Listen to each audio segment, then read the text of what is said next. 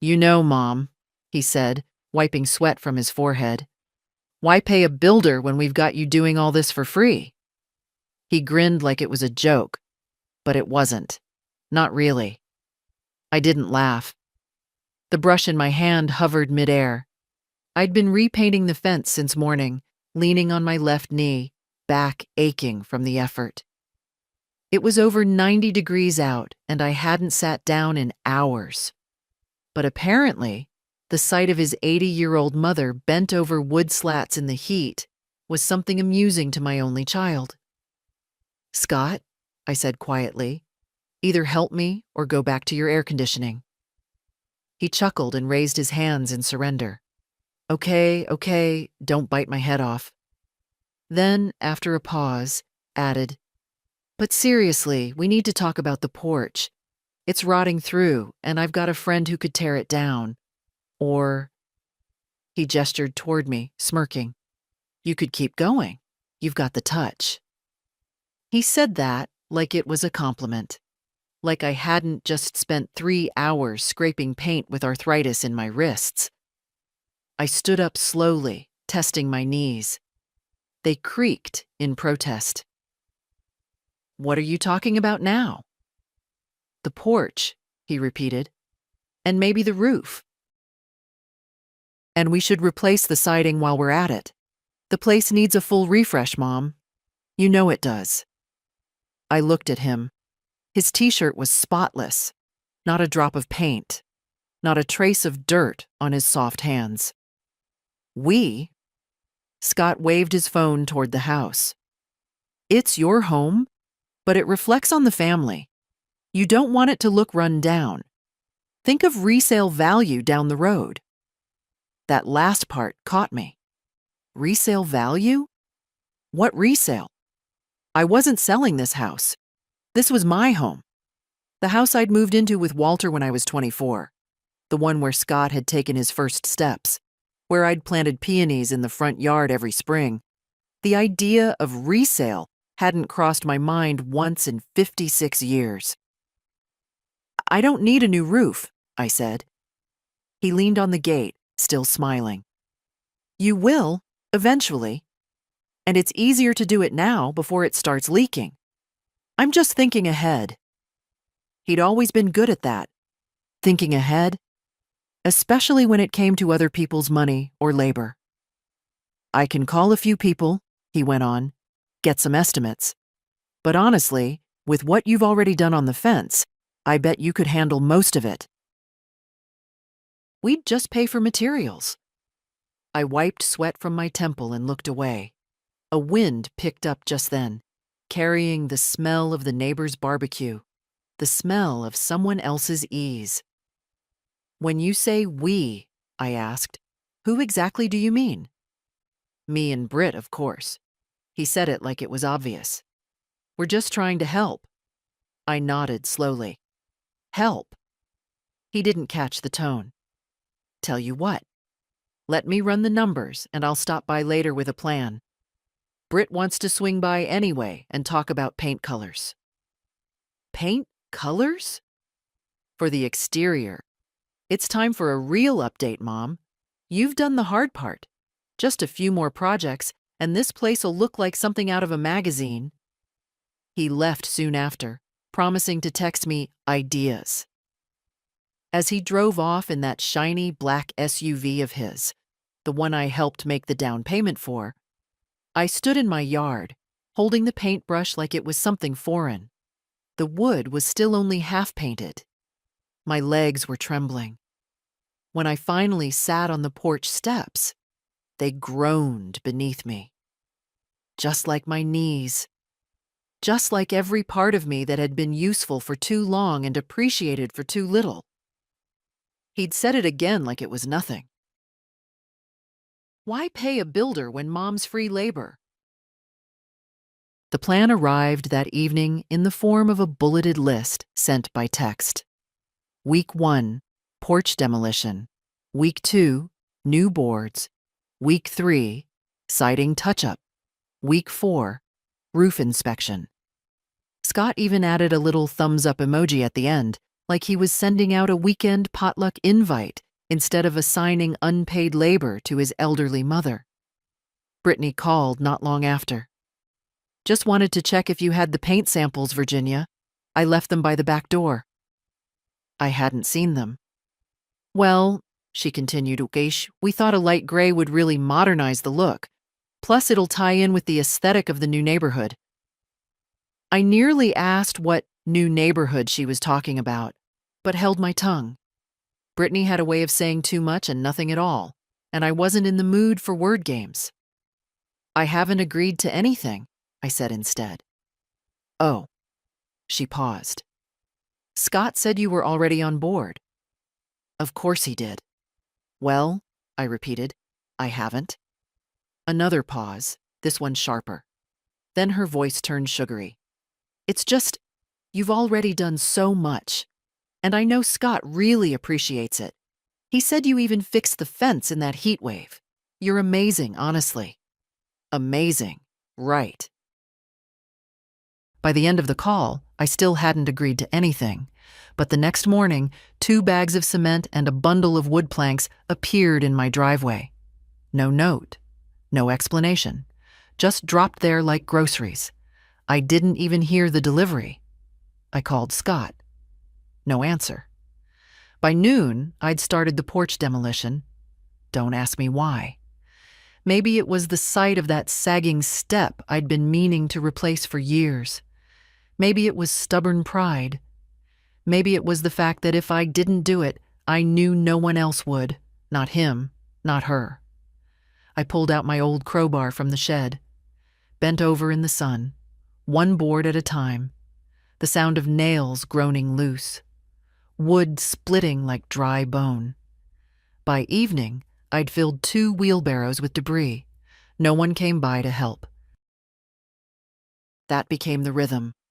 Mornings on the porch, afternoons dragging lumber, evenings icing my knees and soaking my hands. I hadn't worked that hard since the year Walter died, when I built a new fence after the old one blew down in the storm. Back then, Scott was 16. He'd handed me tools, asked questions, watched me closely. I remember thinking he'd grow up to be the kind of man who knew the value of work. But somewhere along the way, that version of him vanished. On the 4th day, I got a voicemail. "Hey, Mom, just checking in. Britt says everything's looking great. We might swing by this weekend with the kids, show them how Grandma builds houses." He laughed. "Anyway, let me know if you need anything. Oh, and can you measure the window frames too? We're thinking shutters could be cute." I replayed the message twice. The tone of it, like I was the contractor or the babysitter. Not once did he ask if I was tired, or sore, or even willing. That night, I sat on the porch with a cup of tea, too tired to lift the mug properly. The planks were in place. The supports were done. It wasn't perfect, but it was solid.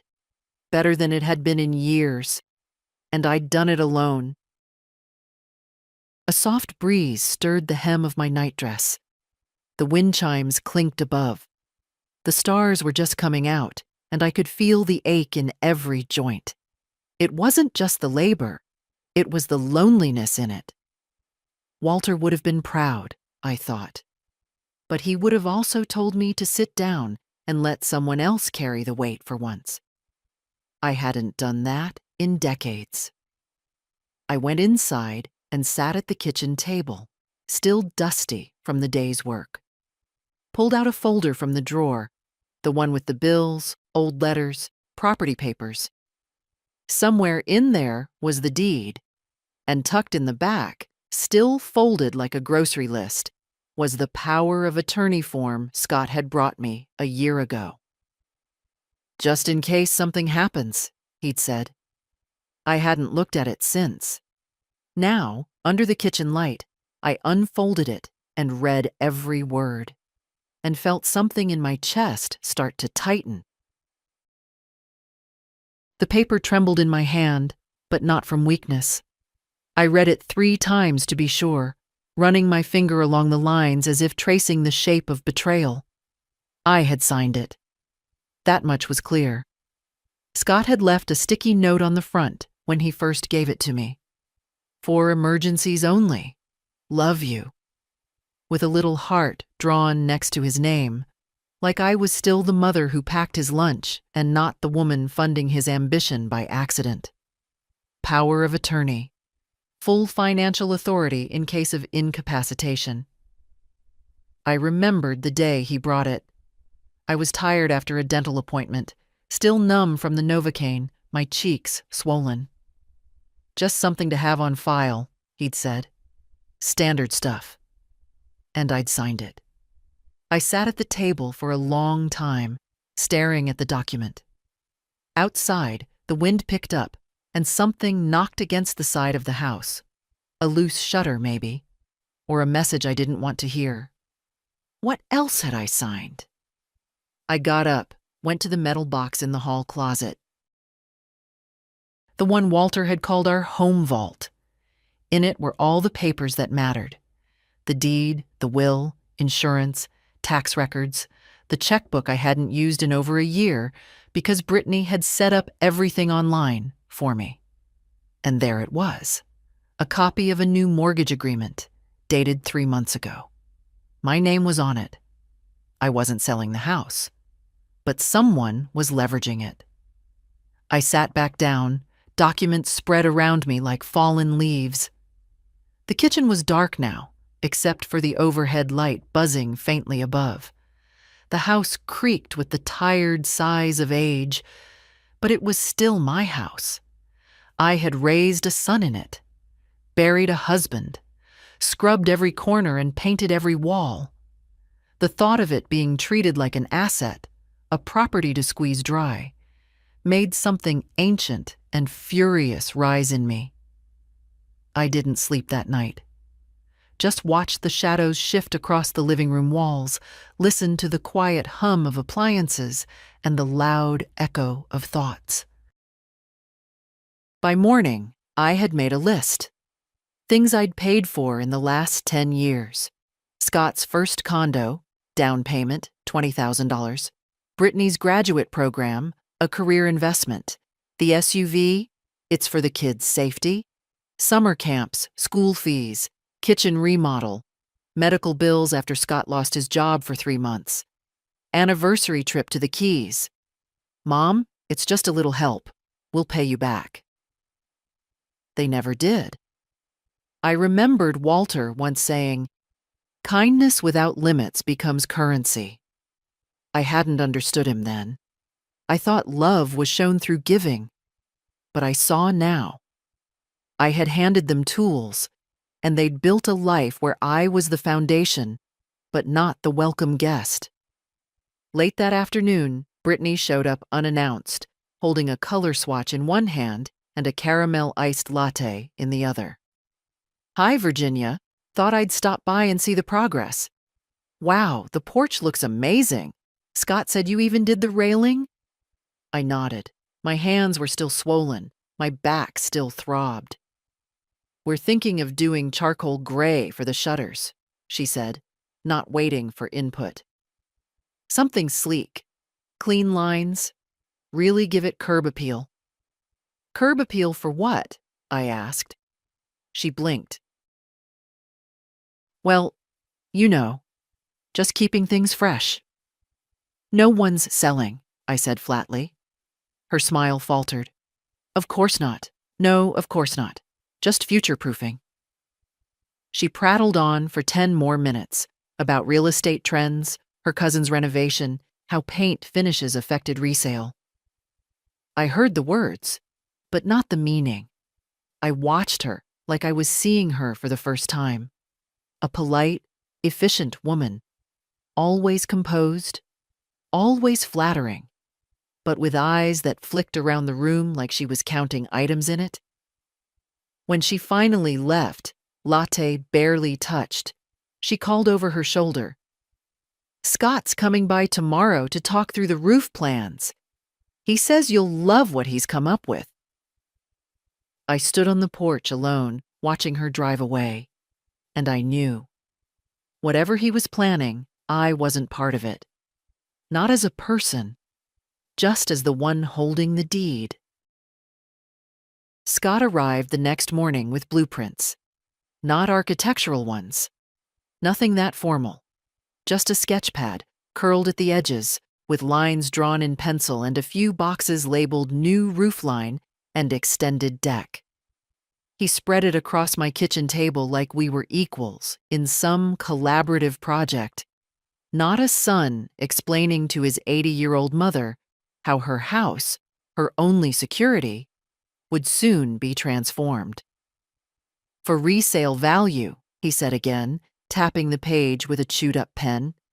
And honestly, Mom, this place could be worth so much more if you just let go of the, old lady aesthetic.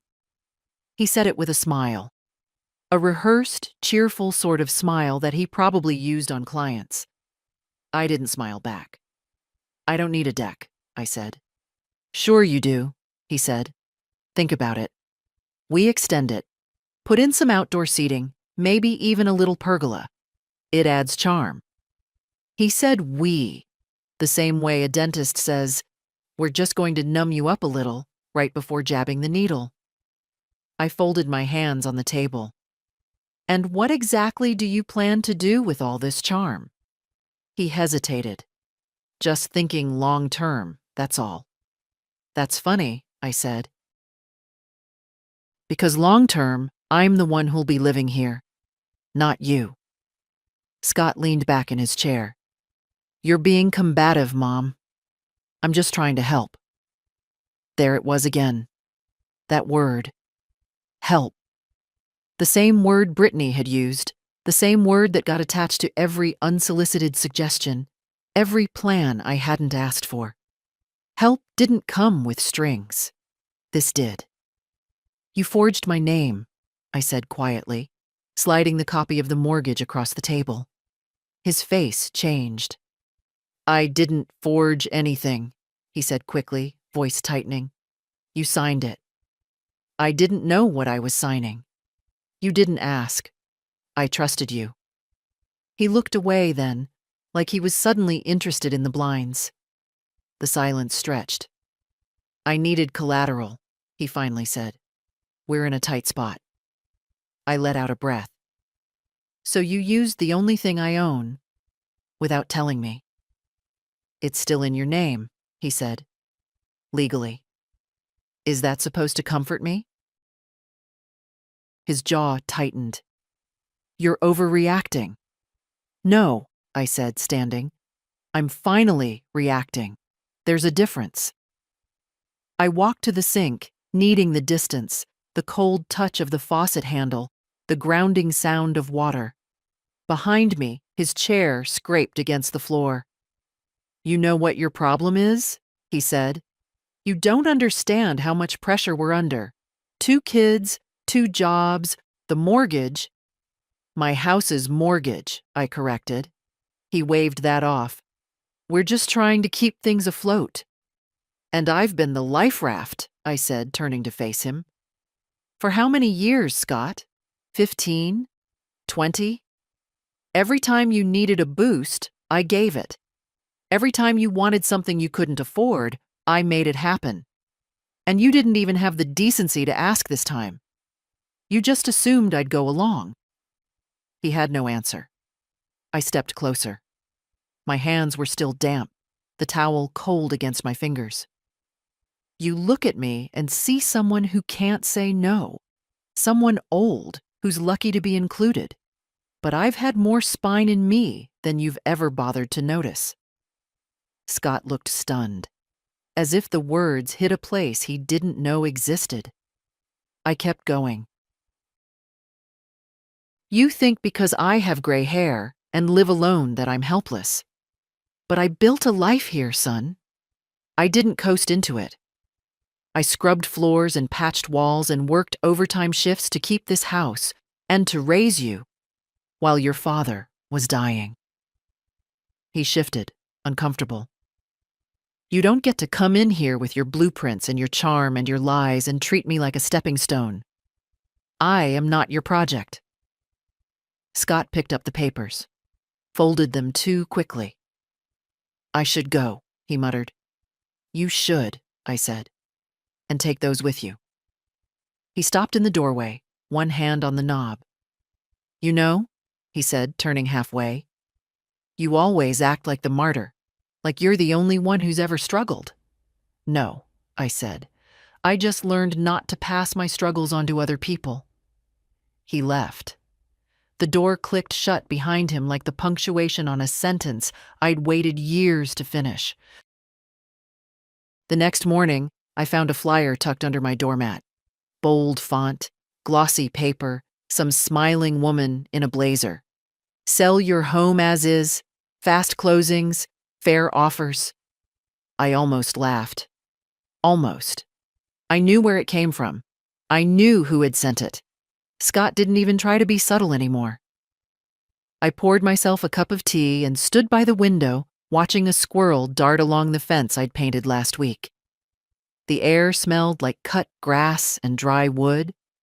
Early summer. Always my favorite. When I looked back at the table, that flyer was still there, like a little insult folded in 4 colors. That afternoon, Marlene stopped by, my neighbor of 40 years. She brought fresh peaches from the market and a look I'd seen before. The one that said, I know something, and I'm not sure if I should say it. She didn't sit long, just placed the bag on the table and hesitated near the door. You know, Ginny, she said, using the name only people from the old days still used. I was talking to Ed, the notary. Said he saw your boy come in a while back with some paperwork. I kept my expression still. What kind of paperwork? Real estate stuff. Ed didn't say more, but your name came up. I smiled politely, thanked her for the peaches, and closed the door gently when she left. Then I stood there, hand still on the knob, until the kettle whistled behind me. He'd gone to the notary. Again. When? What else? I dug through the drawer by the fridge, the one that held coupons, expired warranties, and a growing stack of things I couldn't ignore anymore. And there it was. An envelope I hadn't opened, marked with a lawyer's return address. Postmarked 2 weeks ago. Inside, a copy of a shared ownership form. My name, Scott's name, the house. A note about partial title transfer for financial security purposes. I didn't remember signing that, but the signature was there. Mine. Tidy, careful, real. I sat down hard. The chair creaked under me. I thought back. 2 months ago, maybe 3. Scott had come by with a stack of papers. Said they were for tax exemptions, some senior property credit he was filing on my behalf. He'd distracted me with questions about my doctor's appointment, joked about how hard it was to read government forms. I'd signed the bottom page without looking through the rest. Of course I had. My mouth went dry. Outside, the breeze shifted, and the fence rattled softly. It used to comfort me, that sound, the way the old house made itself known. But now it felt like something else. A warning, or maybe a question. How much of this was mine anymore? I spent the rest of the day pulling every document I could find. Mortgage, utilities. The insurance policy Walter and I had taken out in 1974. Some things were faded from age, others newer and far too slick, like the digital statements Scott had offered to simplify for me. I was starting to see the picture. The slow erosion of ownership masked as assistance, the debt that wasn't mine, the control I hadn't noticed slipping from my hands. By nightfall, I'd filled 2 folders. I sat in the living room, staring at them like they were evidence in a trial. Maybe they were. The house was quiet. No television, no music. Just the creak of floorboards and the old clock ticking beside the mantel. I looked at the photograph on the shelf.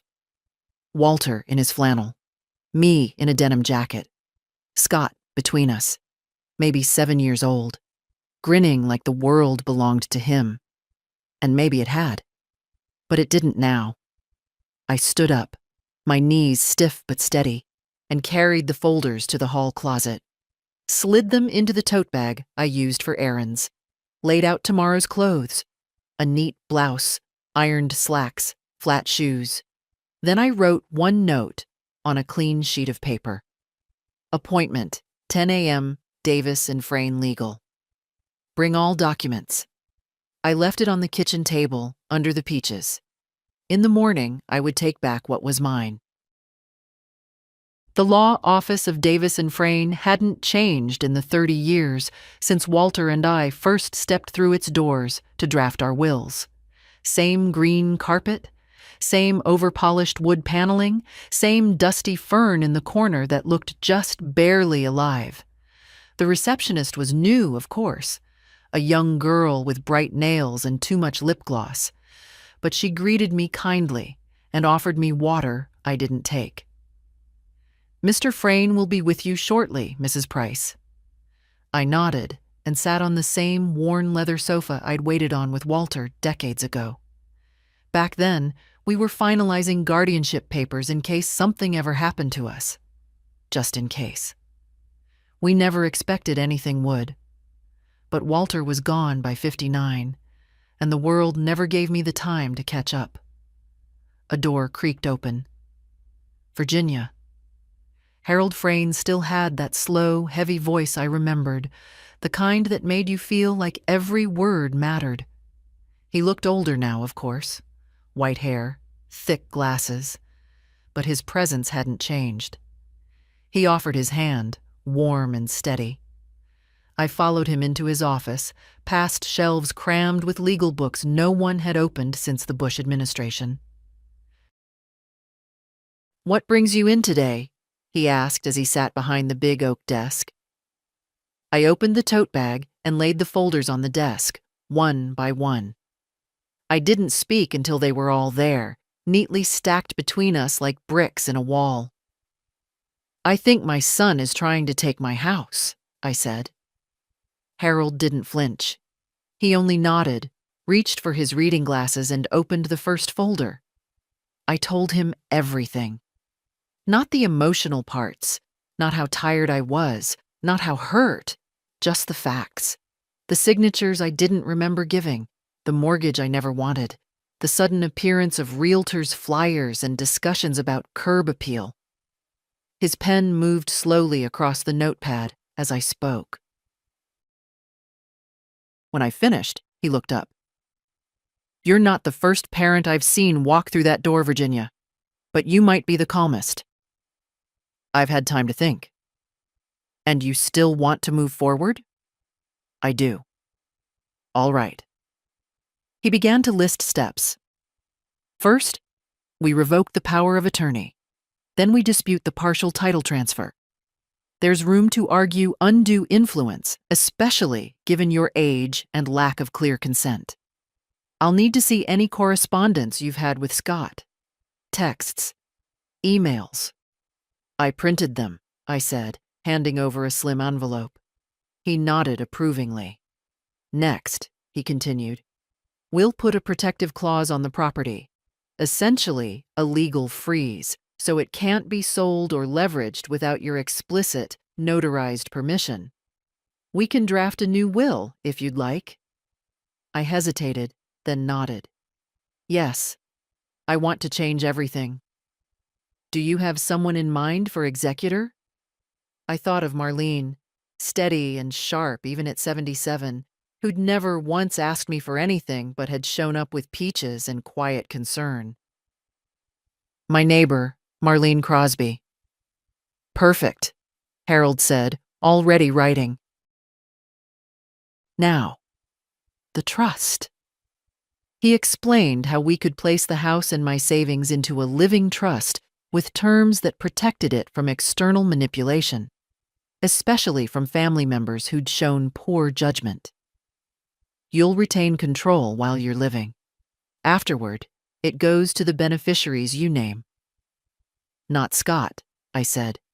Not Brittany, and not their plans. He looked up, meeting my eyes. That's entirely your right. We spent 2 hours going through everything. By the end, my hand ached from signing and initialing and confirming. But I felt no fatigue, only clarity.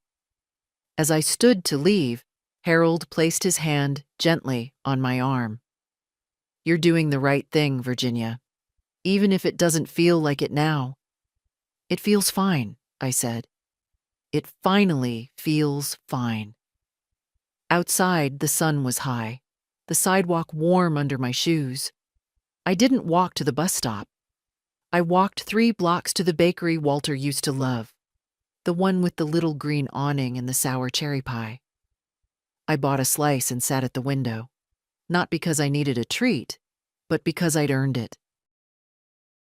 I spent the next week finishing the house, not for Scott, not for Brittany, and not because I believed in their vision of curb appeal. I did it because it was mine. Each morning, I woke before the sun crested the hill behind the maple trees, pulled on the same pair of worn work pants, and walked the perimeter of the house like I was walking the border of something sacred. My sanctuary, my history, my fight. I patched the last section of siding, recaulked the window trims. On Thursday, I climbed onto the garage roof, slowly, carefully, one rung at a time, and cleared the gutters by hand, tossing down clumps of dead leaves that had probably been up there since the Bush administration. Every ache in my back felt earned. Every hammer strike was a sentence I couldn't say out loud. And inside me, something was setting like concrete. I didn't hear from Scott all week. Not a call, not a message, not a visit. It was the longest silence we'd had since he was 12, and ran away from home for exactly 2 hours because I wouldn't let him get a dirt bike. Back then, I'd waited on the porch, arms crossed, refusing to chase him. I knew he'd come back, that he was just testing boundaries. This silence was different. This time, I wasn't waiting. On Friday, Brittany showed up, not alone, but with the kids. Both girls in matching dresses, clutching juice boxes, looking bored and hot. She didn't come up the walk, just stood at the edge of the driveway like a guest at a stranger's house. "Virginia?" she called out, waving one manicured hand. We were in the neighborhood and thought we'd say hi. I wiped my hands on a rag and came down the porch steps. "What do you want, Brittany?" She blinked like I'd slapped her. "Just to see how you were doing. The girls wanted to visit." The girls said nothing. I folded my arms. "Scott's been worried," she said after a pause. "He hasn't heard from you." "Scott knows how to use a phone." She smiled thinly. "He said you've been upset. That maybe there's been a misunderstanding." "There's no misunderstanding." I stepped closer. "Let me be clear, Brittany. I know about the documents. I know about the mortgage. I know about the signature I didn't understand." She glanced down, adjusting the strap on her purse. "Virginia, I think you're getting emotional. We were only trying to help." "No," I said. "You were trying to take." Her mouth opened, closed. "We've revoked everything, the power of attorney, the title transfer. The bank has been notified, and the house is now in a protective trust." Brittany paled. The girls looked up at her, sensing the shift. "I don't know what Scott told you," I said, "but I'm not the weak link in this family. Not anymore." She cleared her throat. "That's going to complicate things, Virginia. We're in the middle of a refinance. That's not my problem." Her voice sharpened. "You're being incredibly unfair." I let out a breath. "For 20 years I paid your bills, covered your tuition, helped raise your kids, and kept my mouth shut. If you think fairness is the issue now, then you've never understood who I am. The girls fidgeted. The sun was high and hot, and Brittany's smile was starting to peel. "We'll talk to a lawyer," she said quietly. "You'll find I already have." She turned, nudging the girls toward the car without another word. I didn't watch them go. I didn't need to. I walked back to the porch, climbed the steps I'd reinforced myself, and sat in the old wicker chair by the door. The paint was still drying along the banister. A soft gray-blue, the color Walter always said, made the house look proud. And I felt it too. Not proud like boasting, but proud like steady, proud like unshakable. I didn't need Scott's approval. I didn't need anyone's. All I needed was this chair, this porch, this quiet, and the knowledge that I had built this life with my own 2 hands and no one would take it from me again. The silence after Brittany's visit wasn't quiet. It was loud in a different way, full of tension, of waiting, not mine, theirs. I imagined them pacing their kitchen, voices low and sharp. I imagined Brittany opening her laptop again and again, checking loan statuses, balances, options. I imagined Scott rehearsing what to say, how to twist things back into sympathy. But I didn't hear from them. Instead, I got a call from Marlene. "I saw her," she said without even saying hello. "That little wife of your son's. She was at the bank, Virginia. Red-faced and muttering like someone just told her Christmas was canceled." I smiled. Did she say anything? Just that she needed to unfreeze something. Sounded like she'd stepped in something and tracked it all over her own carpet. Marlene chuckled, then paused. "You all right, hun?" "I think I'm better than I've been in years."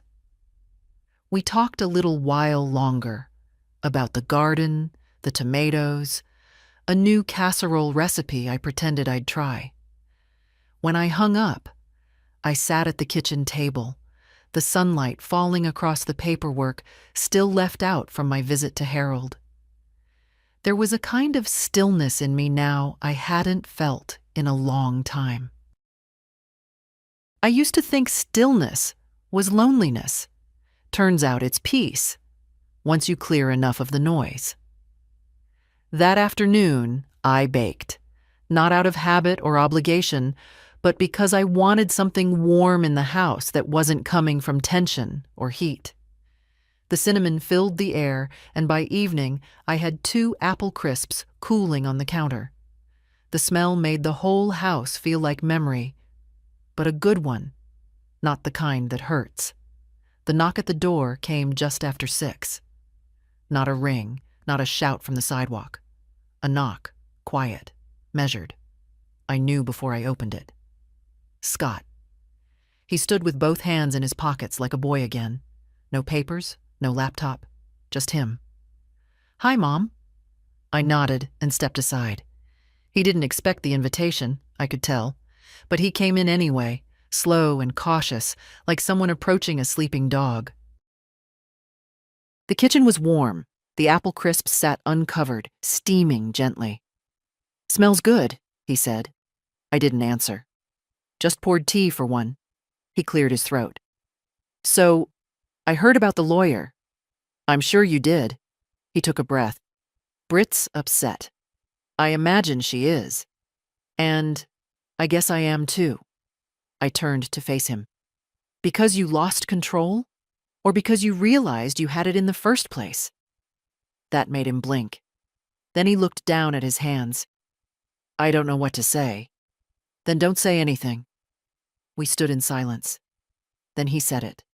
Soft, almost like it hurt. "I wasn't trying to hurt you." I looked at him for a long time. My son, my only child. The one I raised on casseroles and coupons and sheer willpower. The boy who used to sleep with one hand curled in mine, afraid of thunder.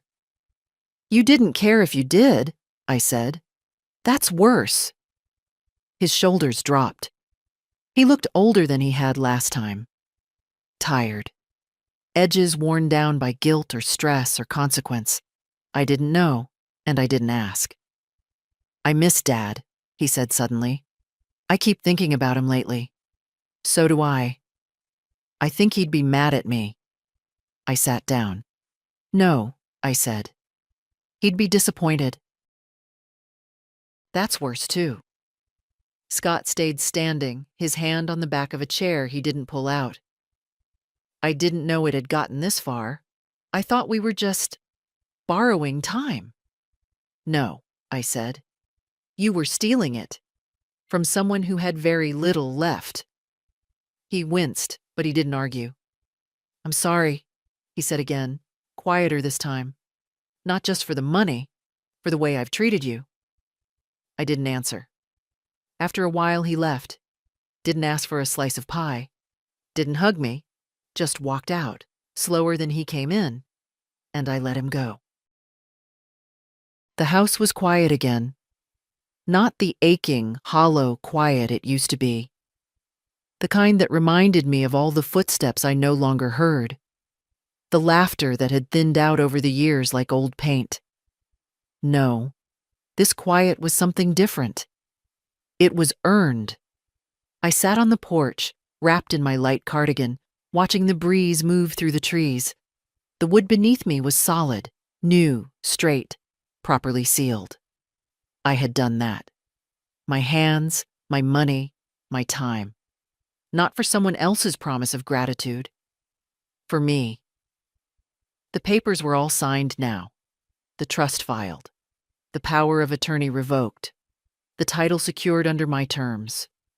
Marlene came by the next morning, holding 2 cups of gas station coffee and a bag of pastries that had seen better days. "Celebration breakfast," she declared, easing into the chair beside mine. "We should toast to stubborn old women." "Only if we toast with real cream," I muttered, opening the little plastic cup she'd brought. "None of that powdered nonsense." We sipped and chewed in silence, the kind of silence only old friends can share without discomfort. "I heard from Thelma down at the post office," Marlene said eventually. "Brittany's been calling around, asking what kind of legal action she can take." "She can try," I said, "but Harold covered every corner." Marlene grinned. "You really went full fortress." I shrugged. "I figured I had enough years left to live in peace. Didn't want to spend them being someone's investment plan." "You ever think they'll come around?" I didn't answer right away. In truth, I didn't know. Maybe Scott would call again. Maybe he wouldn't. But I also knew I wouldn't be the one waiting by the phone.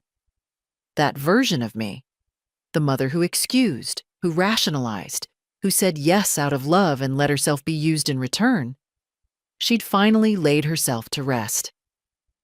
"I'm not hoping for anything anymore," I said finally. "Hope costs too much." Marlene nodded, as if she knew exactly what I meant.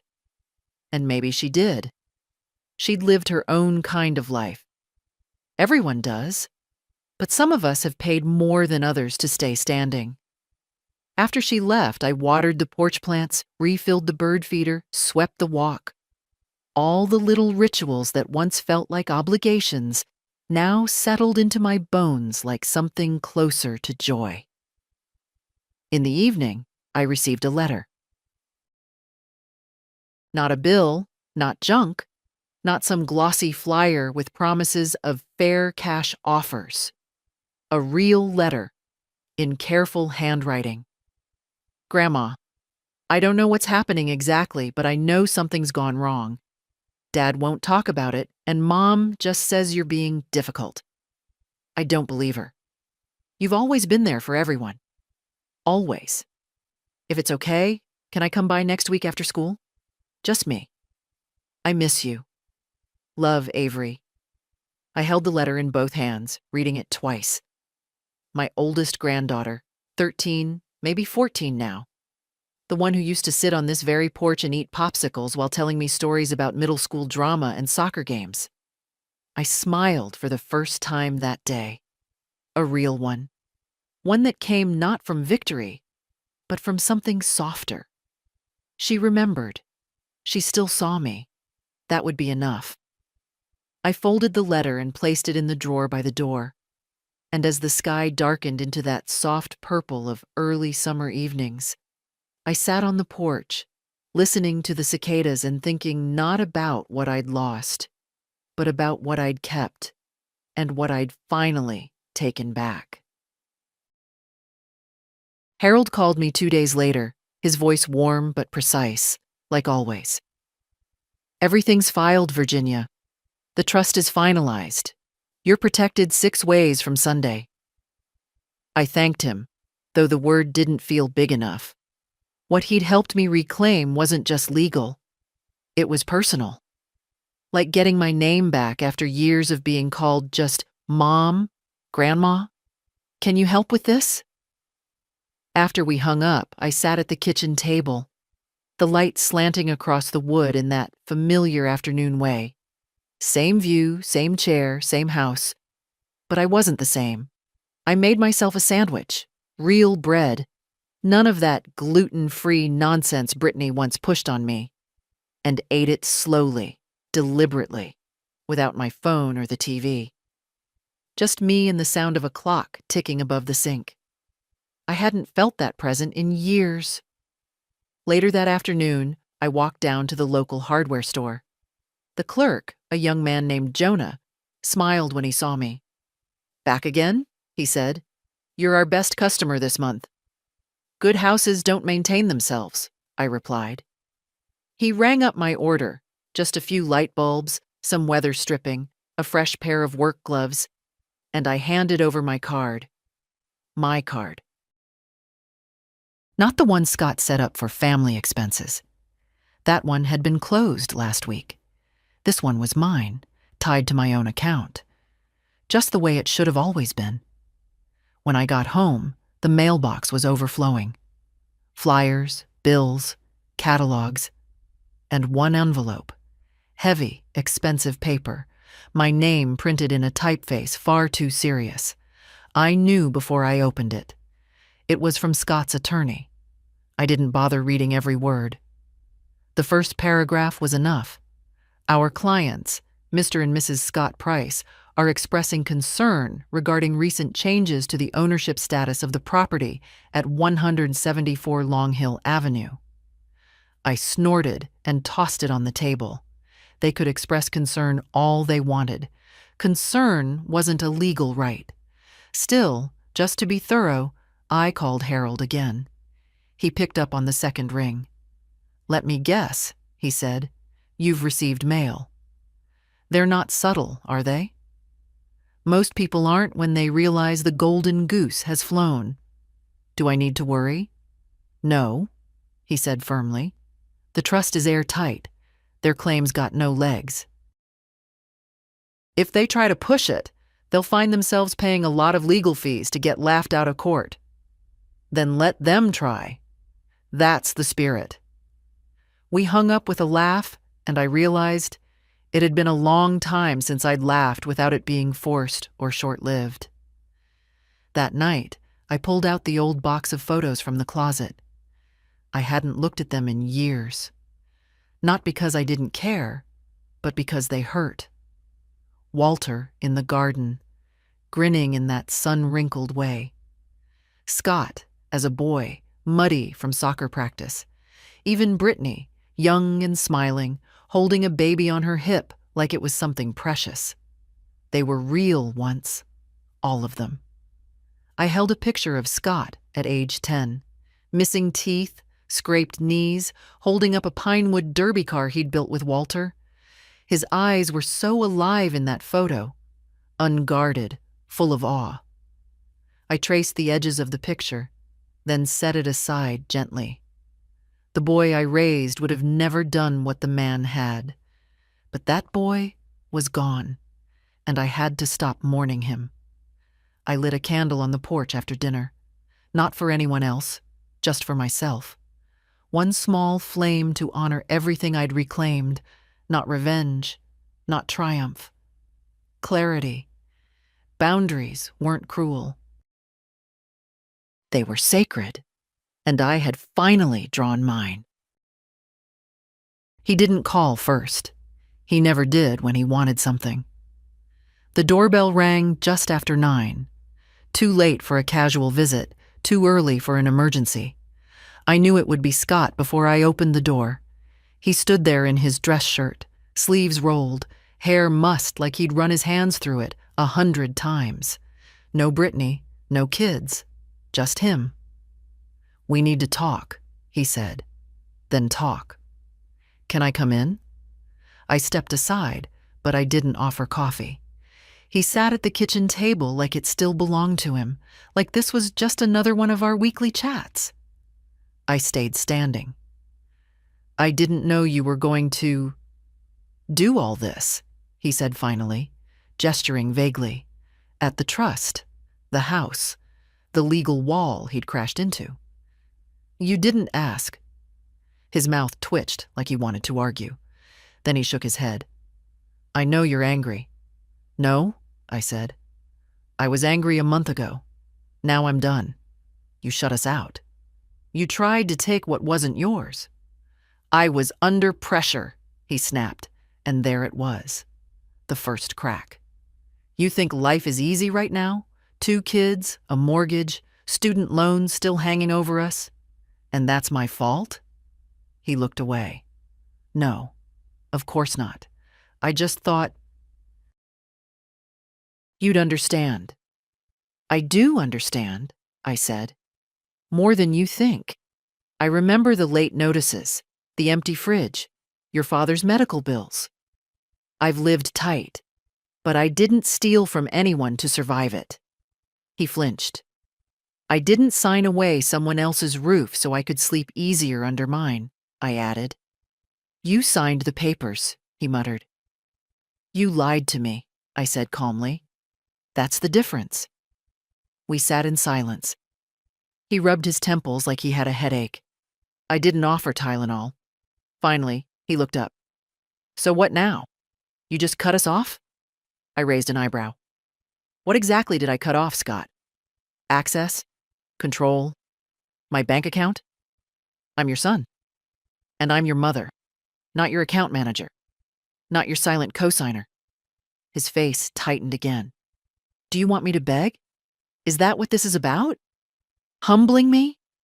"No," I said, and my voice was still. "This is about ending the pattern." He stood abruptly, knocking the chair back with a scrape. "You don't know what you've done." "I do," I said. "I've made sure the next time someone calls the bank pretending to be me, they get told to go to hell." He opened his mouth, closed it, then pointed a finger like he might make some final declaration, the kind of grand speech people rehearse in the mirror. But nothing came out. "I hope you find your footing," I said quietly. "I really do. But it won't be on my back anymore." He stared at me for one long beat. Then he turned and left. Didn't slam the door. Didn't say goodbye. Just left. I stood there for a while, the sound of his car fading down the block, and felt something I hadn't expected. Not grief, not guilt. Relief. He was gone. And I didn't feel empty. I felt free. That night, I didn't cry. I thought I might. For years, every tense conversation with Scott left me raw, a pulled thread unraveling in the dark. I used to lie awake replaying our words, wondering what I should have said, where I'd failed him, how I could fix it next time. But there was no next time now. Not in the same way. That rope we'd both held, the one made of obligation and guilt and something too worn out to still call love, had finally snapped. And instead of grief, I felt stillness. I went to bed early. No television, no books, just the hum of the fan in the corner and the faint creak of the house settling, like it knew the fight was over. The next morning, I woke before the sun. My joints ached, but they always did. I stretched, made tea, sat at the kitchen table and watched the light come up over the garden. The same one I'd tended every year since 1973. The roses were thinning, but the lavender was strong this season. I made a list. Not a chore list, not anymore, but a list of what I wanted. Really wanted. Fix the back screen door. Call the library about volunteering. Ask Marlene if she wants to repaint the church benches. Write Avery back. That last one stayed in my mind all day. The letter had been sitting in the drawer beside my reading chair, folded and reread so many times that the crease had begun to wear through. I took it out and held it again, feeling the weight of her words. Not what she said, exactly, but what she didn't. She hadn't asked for anything. She just wanted to come by. After lunch, I wrote her a reply. Neat cursive. My good pen. Dear Avery, of course you can come. I'd love nothing more. We can sit on the porch and have iced tea like we used to. I'll even bake the lemon squares you liked. Love, Grandma. I didn't mention her parents. I didn't need to. The letter went out with the afternoon mail. By dusk, I found myself sitting on the porch, thinking back through all the little moments that had brought me here. Not the big ones. Not the signing of the trust, or the confrontation in the kitchen, but the small, slow turning points. The day Scott first asked for just a little help with rent. The time Brittany said, half laughing, "Well, you're not using your savings anyway." The first Christmas they didn't bring a gift, just laundry. How quietly it had all shifted. How easily love became expectation. How long I'd stayed silent. I thought about Walter and how he'd once told me, "We teach people how to treat us, Ginny. Every yes is a lesson." I hadn't wanted to believe that. I thought love should be unquestioning, boundless. I thought saying yes meant I was strong, that I could absorb whatever they needed. But there's a difference between being generous and being taken. And now, at 80 years old, I finally knew it. I looked around the porch, the fresh paint, the repaired railing, the potted herbs growing in neat rows along the steps. This was mine. My hands had built it. Not for legacy, not for children who saw it as a stepping stone, but for myself. Avery arrived on a Wednesday. She came alone, just as she'd promised. No Brittany's SUV pulling up behind her. No Scott's hovering presence waiting on the sidewalk. Just a teenager with a backpack, a tired ponytail, and eyes that looked far too grown for 14. I watched her from the porch as she walked up the drive, her steps careful, like she wasn't sure she'd still be welcome.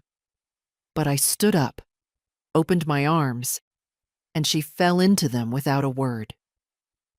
We sat in the shade, 2 glasses of lemonade between us, the plate of lemon squares untouched for the first 10 minutes. She didn't rush to talk, and I didn't push. The wind rustled the leaves above us. The fence creaked slightly, and we listened to the slow rhythm of a house that had finally settled. Finally, she spoke. "Mom's mad," she said. I nodded. I figured. "She says you're punishing everyone, that you're being selfish." I looked at her then, not just as a granddaughter, but as a girl on the edge of becoming a woman, watching everything, learning silently what people will never say out loud.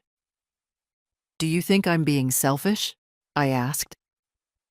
Avery didn't answer right away.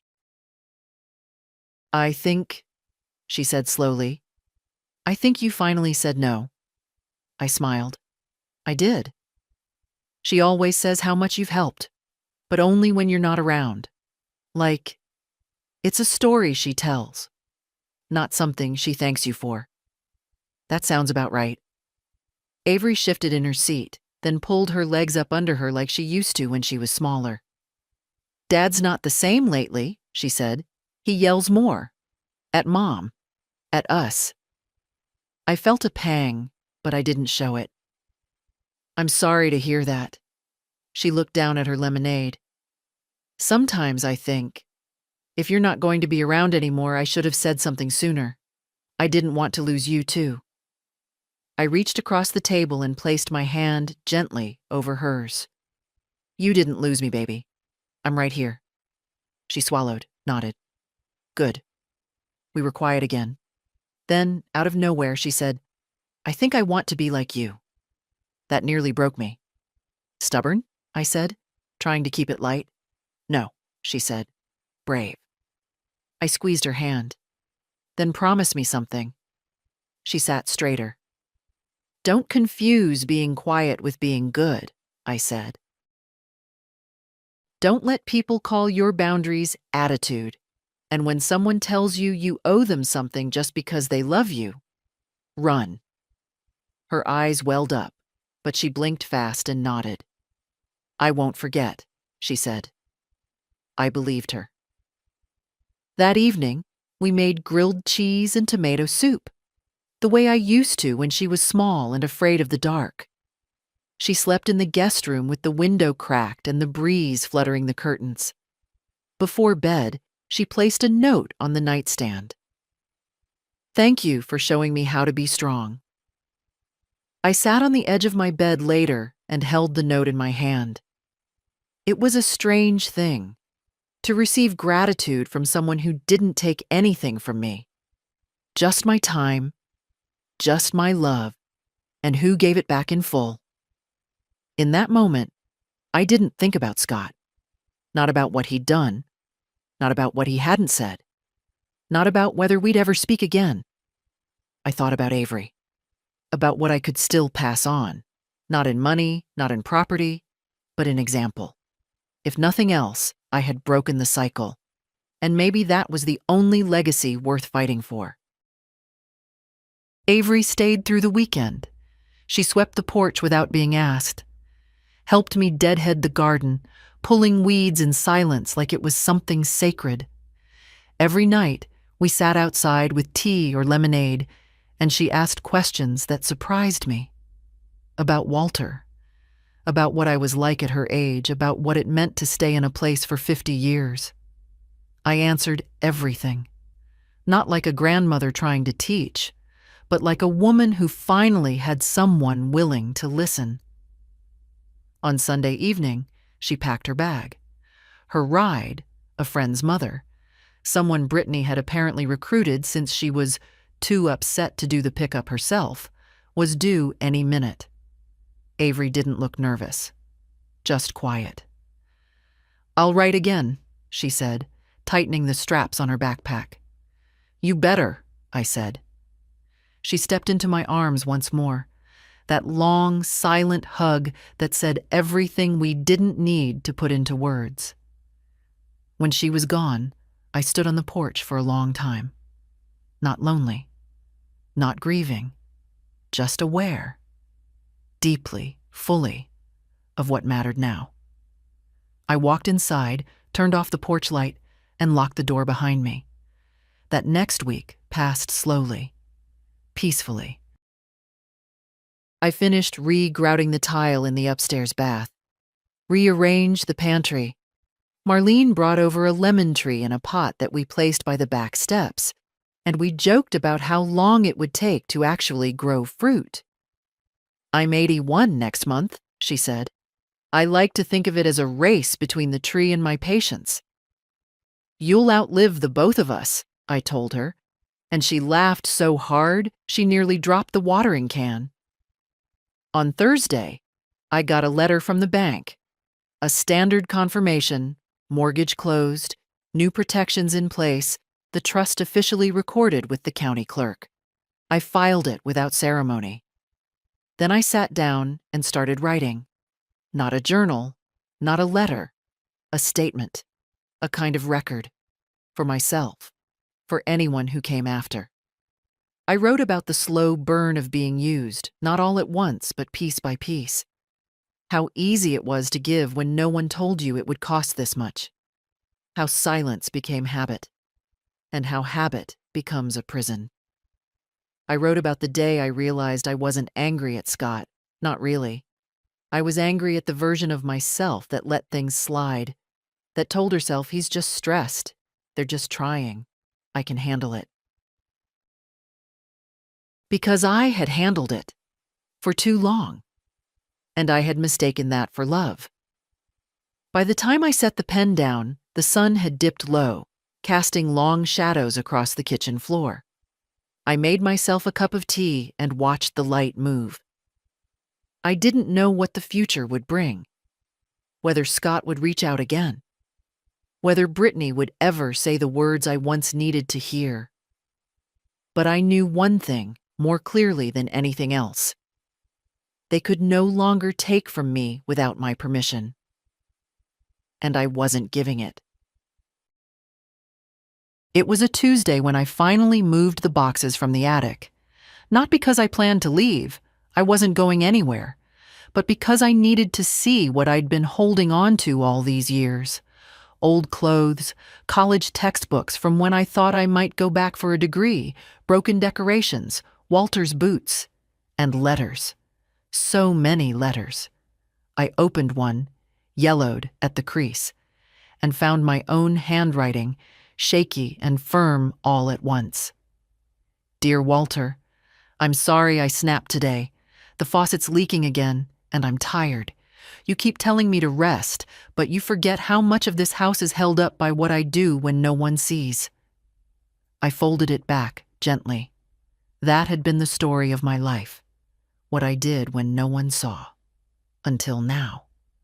I threw out what didn't matter, donated what might still serve someone else, and kept only what felt like truth. A small stack of photos, a recipe card in Walter's script, Avery's note. By evening, I'd cleared the attic, swept the floor, and opened the window to let the dust drift out into the dusk. That's when I saw Scott's car, parked across the street, engine off. He didn't come out. He didn't have to. Some men only visit their mothers once they can't take anything more from them. Some come back because they're haunted by the echo of who they used to be. I watched for a while. He sat there maybe 10 minutes, then drove off without ever getting out. I didn't wave. Some goodbyes don't need saying. I slept well that night. Dreamless. The kind of rest that only comes when you know nothing more can be taken from you. Not by silence, not by guilt, not even by love. And in the morning, I baked. Peach cobbler. Avery was coming again that afternoon. This time she was bringing a friend. The kitchen filled with warm air and cinnamon, the soft thud of a wooden spoon against a mixing bowl, the kind of sounds that made this house feel alive again, not for someone else's benefit, not as a stage, but as a home. My home. When she arrived, her knock was firm, confident. She stepped inside without asking and set 2 school backpacks by the door. Her friend, a shy girl named Lila, greeted me with a polite, "Hello, Mrs. Price." "Call me Virginia," I said. "No one around here needs titles anymore." They sat at the table pouring iced tea like they'd always belonged here. Maybe they had. Maybe this house wasn't just a shelter for memory. Maybe it was something else now. A place where women learned how not to be erased. We ate. We laughed. We planted herbs out back. They asked questions about Walter, about what it was like in the 60s, about how I knew when to draw the line. "You don't," I said. "You just finally get tired of being crossed." That made them laugh. But I saw it land, too, the weight of it. They were listening. That was the real inheritance. Not the house, not the money, the knowing. By sunset, the girls had gone, leaving the porch light on behind them and promises to return next week. I stood in the doorway a long time after they left. The breeze was gentle, and for once, I felt no ache in my chest, no fear of what was coming next. Just the quiet strength of a woman who'd finally said enough and meant it. If you're reading this and something in it felt familiar, if you've been quiet too long or too generous or too forgiving, I hope you know this. You're allowed to stop. You're allowed to change your mind, your locks, your will. You're allowed to say, "This ends with me." And if you need to hear it from someone who's been there, someone who's lived long enough to know what silence costs, I'm telling you now, it's not too late to take it all back. Your voice, your time, your name. If this story moved something in you, share it. Leave a comment. Let someone else know they're not alone. Because maybe that's how we start to build something new, one no at a time.